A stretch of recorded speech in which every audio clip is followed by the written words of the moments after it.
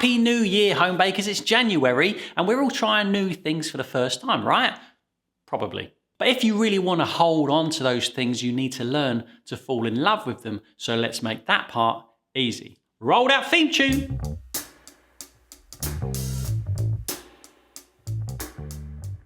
Bread making can be challenging at times, and in the beginning of anything you're trying to learn for the first time, we are hungry for two things. One of them is an enjoyable experience, and the second one is a nice result. A little taste of success. Nothing major, just a small triumph to let us know that we're well on our way. If you can achieve that, you've won the game, because it will encourage you to continue on, and that is the game. So let's talk about 3 things that will help you get there. There's an abundance of information about bread making on and offline. Crumbs, there's tons of it, but don't try and read or watch all of it. That will take a really long time. Plus, everybody says the opposite of everybody else, and you'll be really stuck thinking what you're actually supposed to do here. With every bake, you'll learn something new, and so the most important thing is to just start. Pick a straight yeasted bread recipe. I'm talking about one that you mix, rest, shape, rest and bake. That's it. Don't stress about the auto lies that somebody said you really must do to increase the absorption of the blah, blah, blah, blah, blah. Or the Polish pre-ferment that you can't possibly make bread without because it increases the flavor tenfold. Because even with those 2 things, there's conflicting advice about how wet to make it or how long to leave it. It's a rabbit hole. Remove those things from the table. Put Google away. Pick a recipe from somebody that you trust and begin. There's one in the description box for you.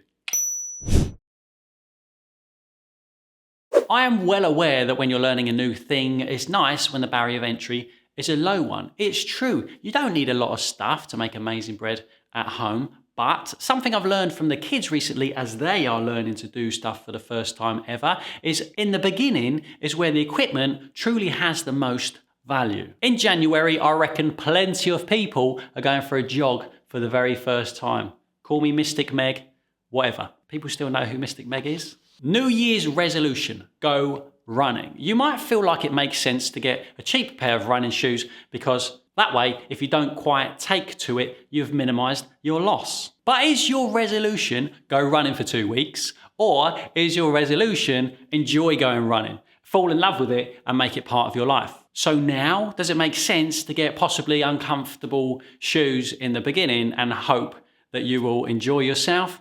Probably not. If you are making do with a credit card instead of a dough scraper, for example, you probably have a trickier time, a little bit sticky, a little bit messy potentially. You can use a colander with a cloth inside instead of a banneton basket, but it's not as breathable, so you might stick to the cloth, making some weird misshapen and a little bit fluffy loaf. It's risky, and at the beginning, it's even more important to rule out those risks. Our aim here is to have a good time making bread, and compromising on kit might result in you having a rubbish time or a disappointing product or both. And I do appreciate that at times it's tricky to draw the line and decide what is actually necessary and what is really not. And somebody here the other day said to me, enough to inspire. You need enough to inspire. What is that for you? Is it spending a few pounds on a dough scraper to minimize sticking, reduce mess and therefore stress, and helping you to shape things up better? Then do that. Do that and bake rolls on a tray that you've already got in the cupboard in the same way I did that bloomer in video 175.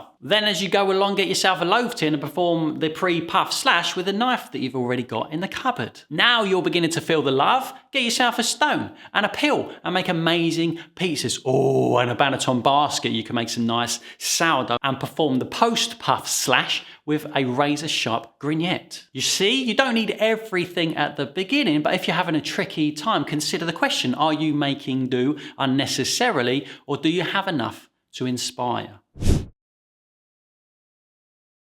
I've been on the judging team at the World Bread Awards for a good number of years now, and as much fun as it is, there's always something, there's one part of the process that makes me feel a little bit, you know? Each bread is marked out of 100. which is fine. There's various criteria contributing to the number that it gets, which is also fine. But here's the thing, everything comes in the door already with 100 points. And it's our job as judges to knock off points for error. I don't know why it is that way. I'm sure there's some reason that the head judges know things have been constructed that way that I am unaware of. But what it means for us is that we spend a whole day searching for inconsistencies, looking for error, pointing out all the things that aren't right, that we don't like about it, criticizing those things no matter how small, instead of, wait for it, celebrating the triumphs no matter how small. Like it puffed up. Yeah!